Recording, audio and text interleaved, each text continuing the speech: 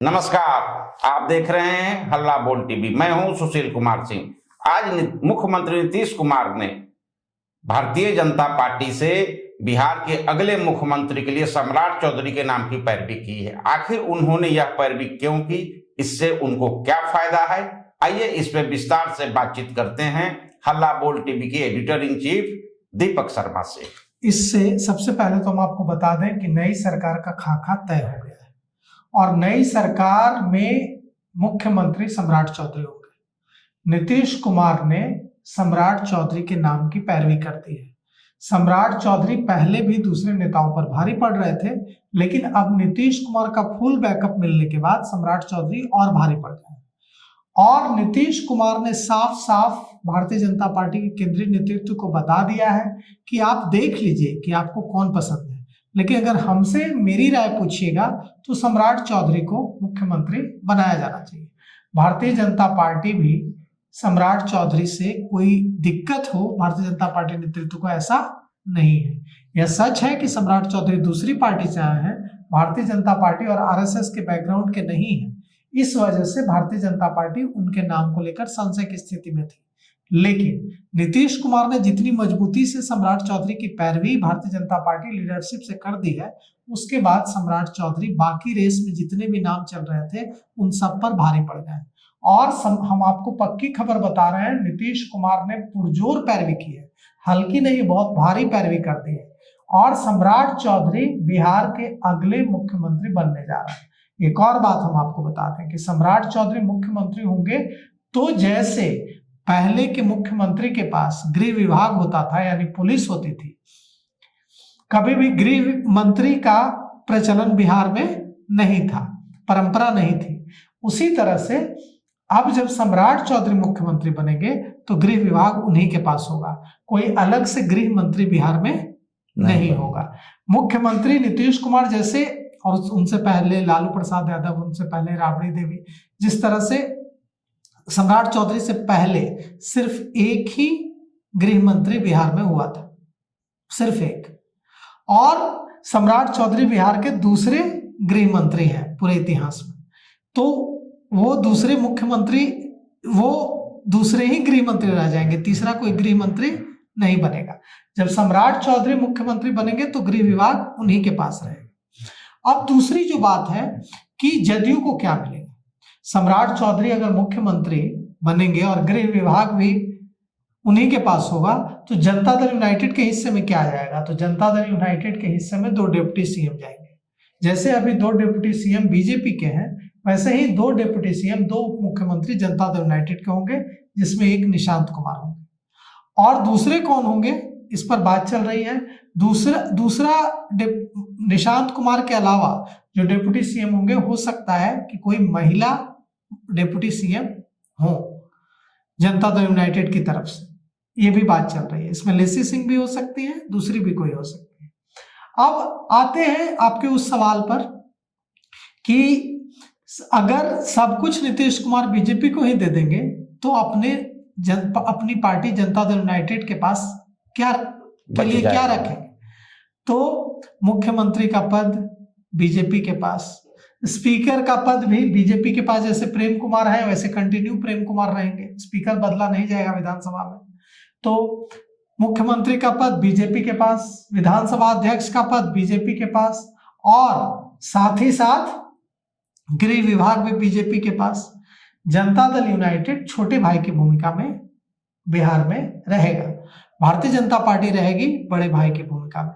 मुख्यमंत्री उनका होगा, गृह विभाग उनके पास होगा, स्पीकर उनके पास होगा और यह सारी कवायद जो है वो कोई जल्दबाजी में नहीं की जाएगी। पूरा वक्त दिया गया है नीतीश कुमार को कि आप जैसे चला रहे थे वैसे चलाते रहिए, पूरा मार्च आपके पास है। अब जो हमारे पास खबर आई है उसके मुताबिक अप्रैल में नीतीश कुमार मुख्यमंत्री का पद छोड़ेंगे और विधान परिषद की सदस्यता से इस्तीफा देंगे।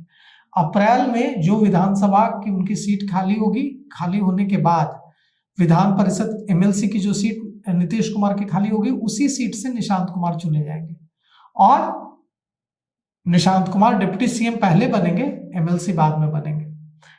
विधानसभा चुनाव लड़ाने का पार्टी का कोई इरादा निशांत कुमार को अभी नहीं है। चाहे तो कोई विधायक इस्तीफा देकर उनको अपनी सीट दे सकता है, लेकिन फिलहाल ऐसा कोई इरादा जनता दल यूनाइटेड नेतृत्व का नहीं दिख रहा है। अब सवाल जो आपने शुरू में किया सुशील जी, कि आखिर क्यों नीतीश कुमार सम्राट चौधरी पर इतने मेहरबान हैं, कि सम्राट चौधरी की पैरवी कर रहे हैं, और आज सहरसा में और कल कटिहार में जो उन्होंने समृद्धि यात्रा के दौरान खुलेआम सार्वजनिक रूप से जो सम्राट चौधरी को आशीर्वाद दिया मंच पर, उसके मायने क्या है। नीतीश कुमार के आधार वोटर रहे हैं कुर्मी, कुशवाहा, कुर्मी, कुशवाहा और अति पिछड़ा, ये आधार वोटर रहे हैं, ईबीसी और महिलाएं। नीतीश कुमार चाहते हैं कि जब वे यहां से दिल्ली की राजनीति यानी राज्यसभा के में शिफ्ट हो, यानी अपनी राजनीति के आखिरी चरण में जाए, तो उससे पहले वो अपने सारे वोटर्स को एक साफ मैसेज देकर जाएं कि जनता दल यूनाइटेड ही आपका घर है और जनता दल यूनाइटेड ही आपकी पार्टी है। तो कुर्मी वोट बैंक तो पहले से उनके पास था। कुशवाहा वोट बैंक पर लंबे समय से राष्ट्रीय जनता दल की नजर थी।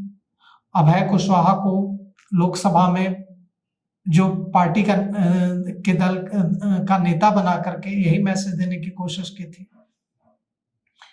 और कुशवाहा कैंडिडेट्स को बड़ी संख्या में टिकट देकर तेजस्वी प्रदेश अध्यक्ष उमेश कुशवाहा नहीं, और वो नहीं, उमेश कुशवाहा की बात नहीं हो रही है यहाँ पे आरजेडी की बात हो रही है कि आरजेडी ने कैसे ललचाने की कोशिश की कुशवाहा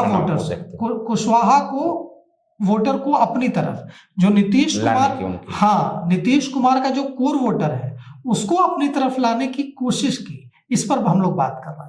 तो इसके लिए तेजस्वी यादव ने क्या किया? इसके लिए तेजस्वी यादव ने अपनी बहन को, मीसा भारती को, पद न देकर अभय कुशवाहा को पद दिया संसद में। इसके लिए विधानसभा चुनाव में बड़ी संख्या में कुशवाहा कैंडिडेट को टिकट दिया। लेकिन ये सारी कवायद के बीच भी कुशवाहा वोट बैंक नीतीश कुमार के साथ बड़ी संख्या में इंटैक्ट रहा।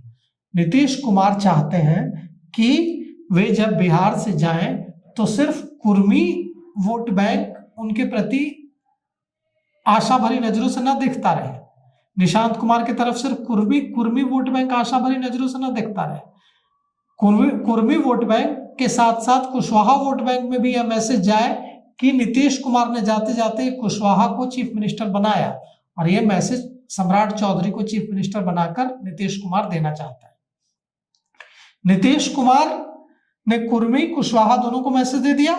अब महिला डिप्टी सीएम बनाकर वो महिलाओं को, जो कि उनका आधार वोटर है, उनके पास 18 से 20% जो जनता दल यूनाइटेड का आधार वोट बैंक है, जो राजद के साथ चले जाते हैं फिर भी उनके साथ रहता है, बीजेपी के साथ रहते हैं फिर भी उनके साथ रहता है, वो जो 18-20% वोट बैंक है उसमें बड़ी संख्या में महिलाएं हैं जो जाति से उठ करके, चाहे वो किसी जाति की रहे, किसी धर्म की रहे, वो नीतीश कुमार को वोट करती है। उन महिलाओं को भी एक विमेन चीफ मिनिस्टर बना करके, वुमन, किसी भी वुमन को, लेसी सिंह का भी नाम चल रहा है और चौंकाने वाले नाम भी हो सकते हैं, कहा जा रहा है कि एक महिला को डिप्टी सीएम बनाया जाएगा और एक निशांत कुमार को डिप्टी सीएम बनाया जाएगा। तो कुल मिलाकर के ये बात हो सकती है कि निशांत कुमार चीफ मिनिस्टर बने और एक और कोई चीफ मिनिस्टर बने वुमन।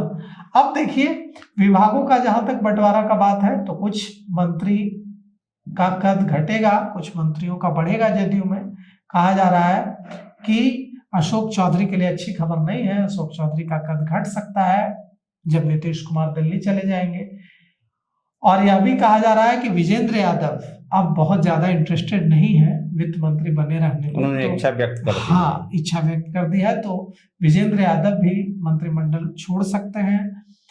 साथ ही साथ यह भी कहा जा रहा है कि सुनील कुमार जो शिक्षा मंत्री हैं उनका विभाग भी बदल सकता है। तो अब देखिए, भी बहुत कुछ होगा, लेकिन इतना तय है कि जिस तरह से भारतीय जनता पार्टी नेतृत्व को पैरवी करके और जो समृद्धि यात्रा है इसमें मंच से सम्राट चौधरी को आशीर्वाद पर आशीर्वाद दे करके नीतीश कुमार ने साफ कर दिया है कि उनकी अगर बात मानी जाएगी भारतीय जनता पार्टी नेतृत्व की ओर से तो अगले मुख्यमंत्री बिहार के सम्राट चौधरी होने जा रहे हैं। अब देखना है आगे होता क्या है और भारतीय जनता पार्टी क्या नीतीश जी की बात पे अपनी मुहर लगाएगी। देखते रहिए हल्ला बोल टीवी। धन्यवाद।